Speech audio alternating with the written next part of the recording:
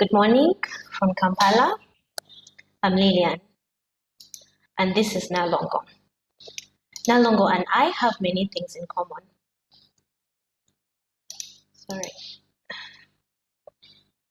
Sorry, can you see my screen? I seem to have... Yes, we can see very well your screen. Yes. All right. Nalongo and I have many things in common. We're both women, we're both from Uganda, and we both hold leadership positions in our companies. However, there's one glaring difference between us. If I walked into a bank in Kampala and asked for a loan, I would get it and she won't. Why? Because Nalongo is a farmer. According to banks' traditional credit scoring processes, she has no collateral they can use to offer her a loan. She represents 80% of Uganda's total working population that work in agriculture. Despite being a cornerstone in Africa's economies, agriculture only attracts a fraction of the lending capital. Emata is changing this by providing affordable digital financial products to farmers across East Africa. We are disrupting agriculture financing, which is a $240 billion opportunity in Africa. Here, banks do not lend to farmers. This is because their processes are both time-consuming and very costly. As a result, farmers opt to borrow money from informal money lenders that charge up to 20% interest a month. Emata is disrupting this by providing affordable digital loans. Our solution has 3 simple steps. First, we collect data. We do this by digitizing farmer cooperatives and aggregators. Then, using machine learning and data-driven alternative credit scoring, we create credit limits. These credit limits are tailored to a farmer. And finally, we use a WhatsApp chatbot to provide digital loans to farmers. Our loans allow farmers to invest in the productivity of their farms. Today, we are working with 4,500 dairy farmers in 13 cooperatives in Uganda. We are currently lending to over 350 dairy farmers with $127 worth of loans.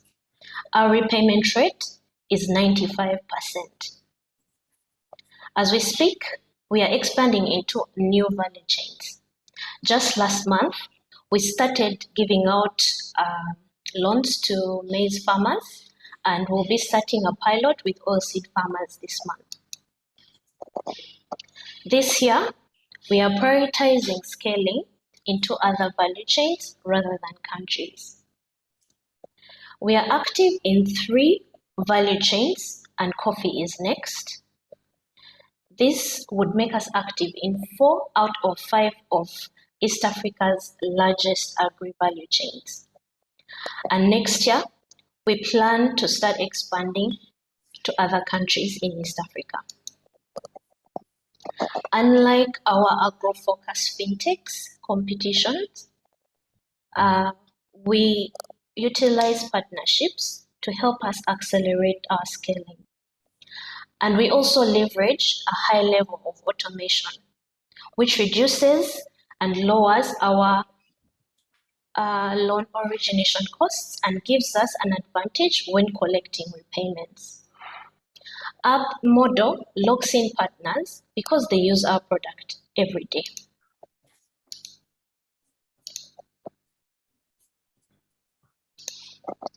Unlike our agro-focused competition, we work with government institutions to help their partners, cooperatives and aggregators, to better serve farmers across the country. They introduce us to their farmers and cooperatives, and in turn, our system provides them with crucial information that will allow them to grow the agriculture sector while providing affordable financial services. we have closed 1.3 million in grant funding so far and are raising funds for equity and debt. We will use these funds to continuously develop the product, fund our rollout activities, add new essential roles to the team, and also grow our loan volumes. Emata's core team is a combination of both international expertise and local knowledge. This means we can build a product that is relevant for the local context while leveraging expert knowledge. Most of our founding team met each other while working for a Ugandan firm, Laboramus, and combined our years of experience and expertise in financial technology, data science, and agricultural lending will enable us to build an exceptional product. We will succeed because of 3 reasons.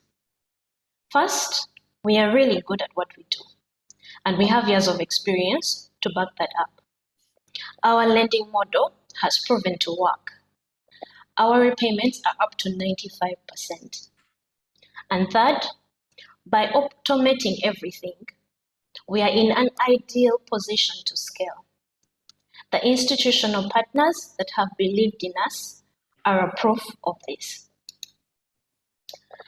By financing farmers, Emata will change the lives of millions of people, farmers and leaders like Nalongo. Do you want to be a part of our journey? Please don't hesitate to reach out. Thank you. Thank you so much, Lillian. Thank you for sharing the Emata project. I see that Jovelyn raised her hand. Jovelyn, please feel free to ask questions. Thank you, Diana. Thanks, Lillian, for the presentation. Just 2 quick questions from me. First would be, what type of alternative data do you use? Since you mentioned that, of course, most farmers wouldn't have the data or information that the traditional banks would require from them. So that's one. And then the second one would be, are you targeting more of having women farmers? Since you mentioned that women are more disadvantaged, especially when it comes to having actual loan collaterals. So thank you. Thank you for that question. First, to talk about a bit of the alternative credit scoring. Because of our partnerships with cooperatives and aggregators, they receive data about a farmer's performance and their production. In dairy, this is milk delivered on a daily or weekly basis. In maize, farmers take their crops at harvest time to off-takers or agents of off-takers. We partner with these agents and off-takers as well as cooperatives. We digitize the data that they already have up to from 9 to 3 years of data of delivery. We then convert this data using machine learning and data-driven credit scoring algorithms to forecast and determine a credit limit for a farmer. This credit limit also puts into consideration the standard of living as well as fluctuations in terms of prices of the inputs and prices of the crops. This allows a farmer to pay back the loan without using 100% of his income to pay it back. That's why we have seen most of the farmers, up to 95%, have been able to pay back their loans since we began last year in February. And then the second question about, sorry, could you repeat it? Are you targeting more of the women farmers? Yes. The ratio of the current lendable farmers, women to men? Yeah, so farmers that are lendable, women to men, the men are significantly more than women. However, because the product is designed to empower female farmers to make their own financial decisions without need for collateral or a guarantor, this allows them to receive their credit limit on their own mobile phone. And once they have this information, they can walk up to their cooperative or one of our partners and receive this loan in just minutes. This allows them to have a whole management of their finances and also track their payment in terms of harvest or deliveries expected, because they get an SMS whenever deliveries are sent to the cooperative or to the off-taker. Another thing you might want to know is that in Uganda, value chains are a bit different, where in sections like dairy, we see it's mostly male-dominated. However, there are other value chains like horticulture, maize farming, and others that are mostly female-dominated.